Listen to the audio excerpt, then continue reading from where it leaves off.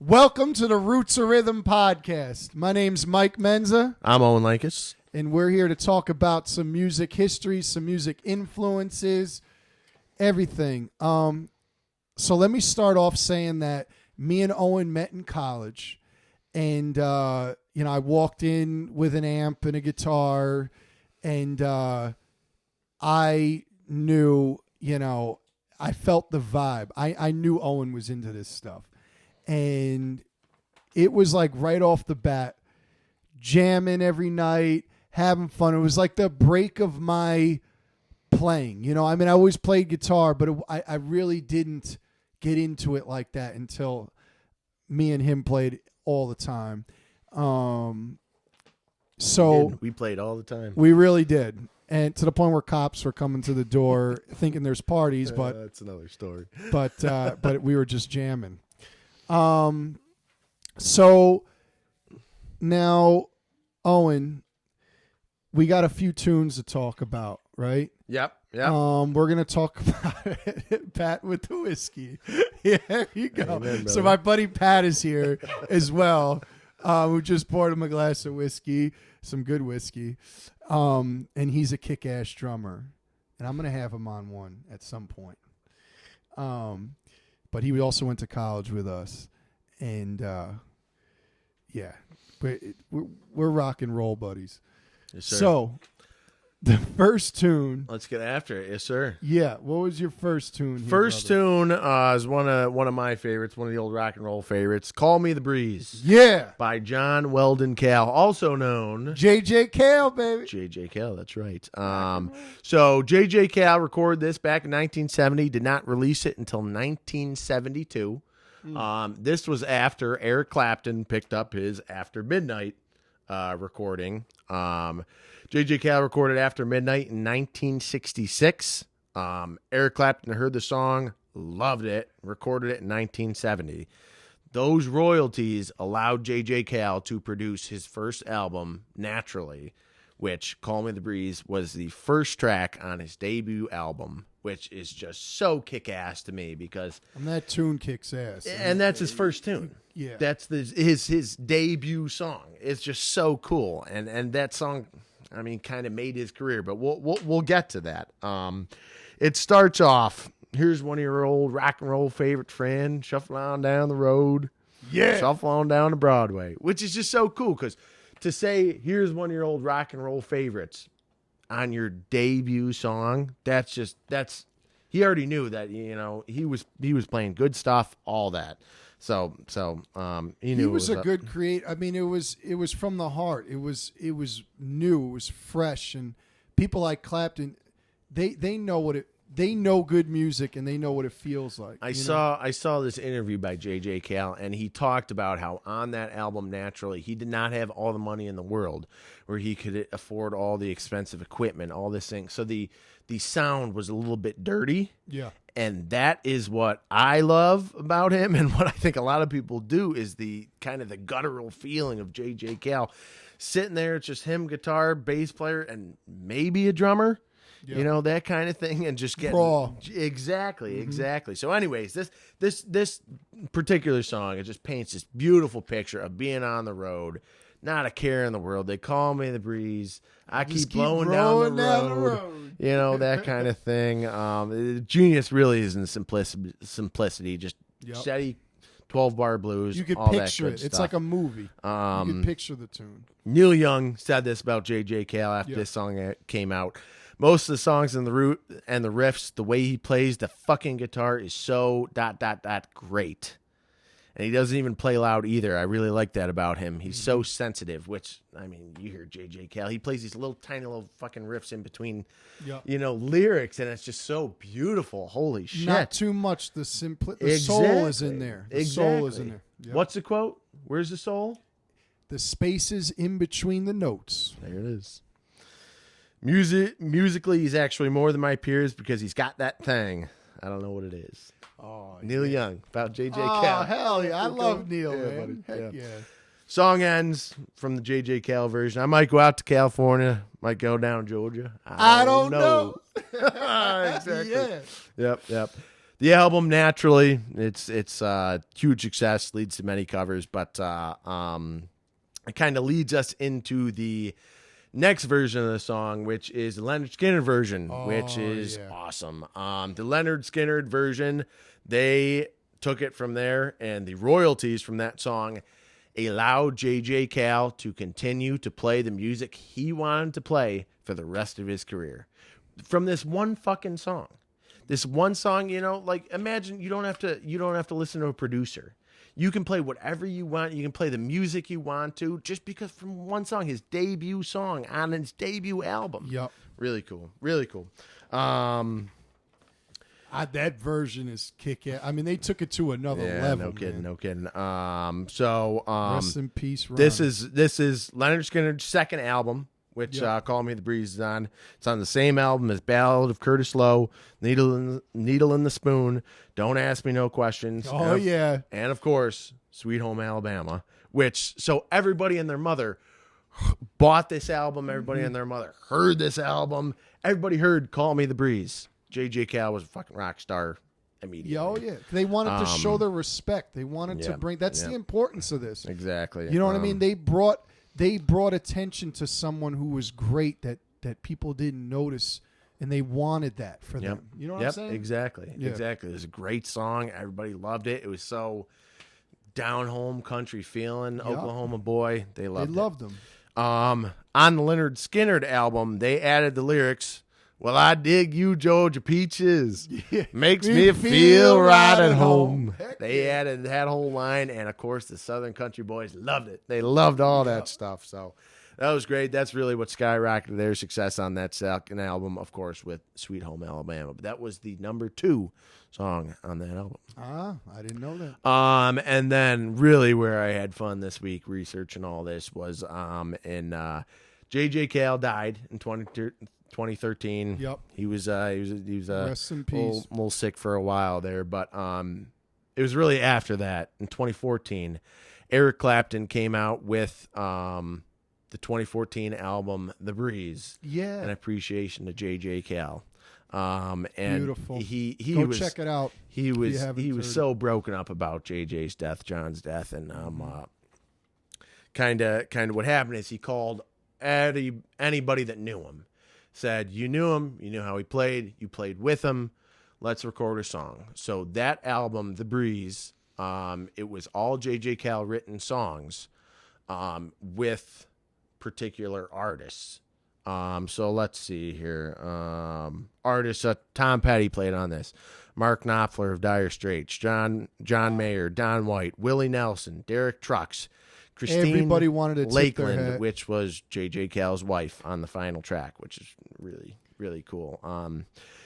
The funny story that I found, I mentioned Willie Nelson. Songbird was one of the songs on The Breeze, the album. Yep. It was a previously unreleased. It was J.J. Cale never released a song. It was written by them. Eric Clapton called up Willie Nelson, said, you played with John, like, what do you say you get on the album? He said, no, I can't. I'm on tour. He was in, the Midwest, Vegas, all that on tour. He said, okay, that's fine, whatever. While in Las Vegas, Willie Nelson had a stuffed armadillo that served as his mascot on tour. No hold on. A stuffed armadillo. A stuffed armadillo, not live. It's not animal abuse, nothing like that. Right. However, on March 31st, 2014, his stuffed armadillo was kidnapped. What? Willie Nelson was so pissed that some jackass from the stage stole his armadillo, the mascot, that he said, screw you guys, I'm going back to California.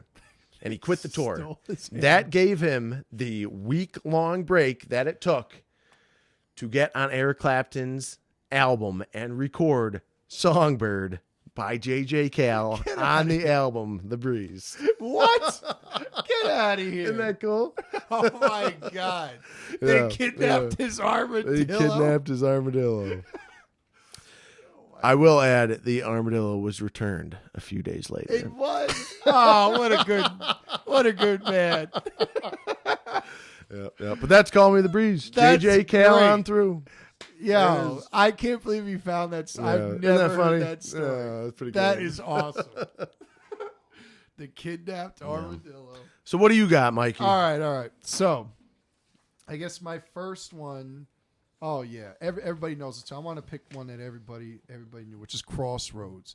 Crossroads, a kick-ass tune, man. Robert Johnson. Yes, Robert Johnson. Now, the year that he came out with that was 1936. 36. That's a long time ago. Now, an interesting thing about this tune is that people believe. Now, this didn't come from Robert Johnson, I believe. This came from people that thought that he had wrote this song, judging by the lyrics, that he had sold his soul to the devil in trade for his talent. And I believe at the time that's may have been what Robert felt, but it was like the myth: you go down to the crossroads, you bury a part of your soul, Yep. and you get whatever in return, right? Yes, and in his case, it was his talent. Now, to be honest with you, I don't agree with it. And I'm going to tell you why I don't. Because for you to be, for you to make great music like Robert Johnson did, the soul and your talent are together. That's inseparable. You can't sell your soul and give you talent. That talent is in there with the soul. That's what made Robert Johnson great. Talent goes with it. Yes, exactly. And there's certain things that Robert Johnson, and I think that being a struggling musician, being someone who was, starving to make it, which is pretty much every musician that's coming up. I think he felt lonely. Musician in 1936. Yes, and I think that he was alone. He felt alone. That's what he says in his lyrics. I felt alone. I think that, everybody passes him by. I think that he felt that, coming up like that, he felt that he was beaten down. You know what I mean? He's like, he felt like his soul was being ripped out of his body because he loved his music so much and he loved his talent so much. So that's the way I interpret it. I like that, man. That's the way I interpret it. I like that. And there's a million stories about it. There's a million stories. Everybody's got their own interpretation. Everybody has their own interpretation, and I don't think that people need to feel like they need to sell their soul. So, interesting thing.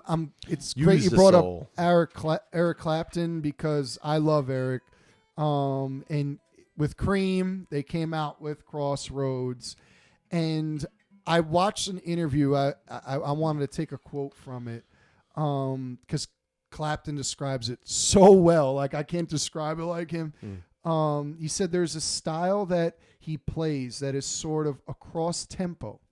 And when he goes to the B section of the song, considering it is a 12-bar blues, right, he plays something underneath his vocals that is an independent in time. So on top of that line that he sings, and the time that he plays is different. So, and that was revolutionary. So, he's singing at a certain melody. I'm going down to the crossroads, and he's playing completely different. Yeah. He's not matching what he's saying. So that's what made him which is how revolutionary. And that's how all those old blues songs are. It's not matching the tunes. It's I'm singing, and it's kind of I'm jamming. Yeah. I'm singing where the lyrics land me. It sounds like he's accompanied by somebody, meaning like it sounds like he's singing, someone else is playing guitar. Because you're like, how could he do that at the same time? Even to this day, you listen to his records. I mean, he's doing something completely different than the melody and the time that he's singing. That's really cool, and that's what made him so revolutionary. Because a lot of people that I see, they'll play his tunes, but they. They're trying to emulate something that he did that was so natural. You can't copy. You can get close, no. But it's Robert Johnson. Like, you know what I mean? Especially the old scratchy from 1936. Oh man, that album there. It'll never be duplicated. It'll never be. And I just salute Eric Clapton, man. I mean, just like what you said about J.J. Cale. I mean, this guy had a mission to bring people like that into the light. These artists like Robert Johnson, all these old artists from those days, like they just didn't get the recognition until people like Clapton and the Rolling Stones and all those guys came out with these tunes. So shout out to you guys. Man. Cool. But yeah, that's my first tune. I know a lot of people covered it. Hey, Lynyrd Skynyrd covered it. Actually, there's a live version of it. I've not heard that. That's pretty cool. 1976, they came out with a live version of it. Shit. They loved. It's great. Cool. But you know, there's a lot of Robert Johnson. I think on these podcasts, I'm going to limit it to one right now because there's so many I want to talk about. It would take all night. It really would. We'll keep talking about it all night. But What's your next tune, Owen? Next one. Come on, Owen, man. Every Day I Have the Blues. Yeah. Most famously known, got to be B.B. King, but we're gonna back it way back. What was Crossroads recorded in 1936? 36. I'm gonna beat you by 1 year. 1935. Was it real? 1935 by Aaron Pinetop Sparks. Not to be confused. Is that Pinetop Perkins? No, it's not Pinetop Perkins. Okay. It is Pinetop Sparks. All right. Let's see. Pinetop Sparks recorded this song 1935. Promptly died 4 months later in November of 1935. 4 months after he recorded it. 4 months after he recorded it, with his brother. It was possibly he died from poisoning, but kind of the general feeling is he died from exhaustion. Pinetop would take every gig that he ever got, drank to stay awake, these kind of things every night, and just kind of dried up, which is really sad. But I mean, he left us with this song that is still played today. So we'll get on with it. Go on to probably the most famous version, B.B. King. Originally recorded by B.B. King in 1955. B.B. King did. I mean, I searched on Spotify. I love B.B. that King. version. He's got about 20 different versions that he does. However, what's the favorite one? Oh, the one from the jail? Cook County Prison. That's right. Cook County Jail. Performance. Oh, it's amazing. That was recorded in Chicago, circa 1971. Just amazing for all these convicts. It was incredible, and the way that BB takes it from the slow 12-bar blues that Pinetop had to the, you hear it's got full brass section. It's going. It's moving. It's quick.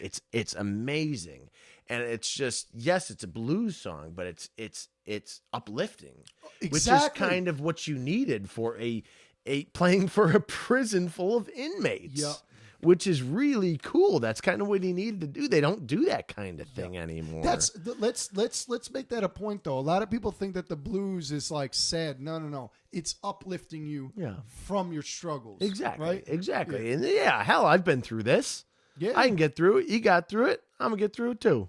Life's good. When you get knocked down, get back up. That is the simplest matter of it, but you get there. Yeah. You get there. You just got to keep playing it. Exactly. BB continued to play this song until his death in 2015. I found a version of him playing this in 2014, late 2014. So he played this song the rest of his life, which is pretty cool. And then the final version, which is I wouldn't say my favorite, but kind of a weird one. Marshall Tucker Band.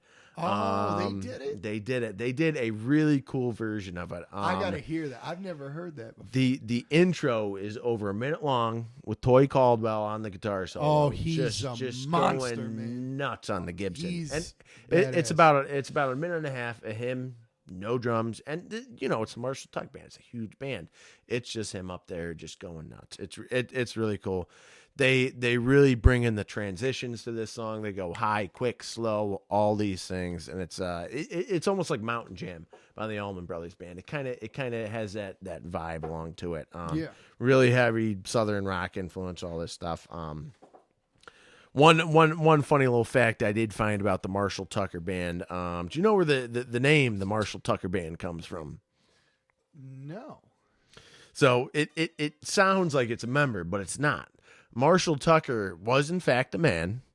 Marshall Tucker was a blind piano tuner down in Columbia, South Carolina.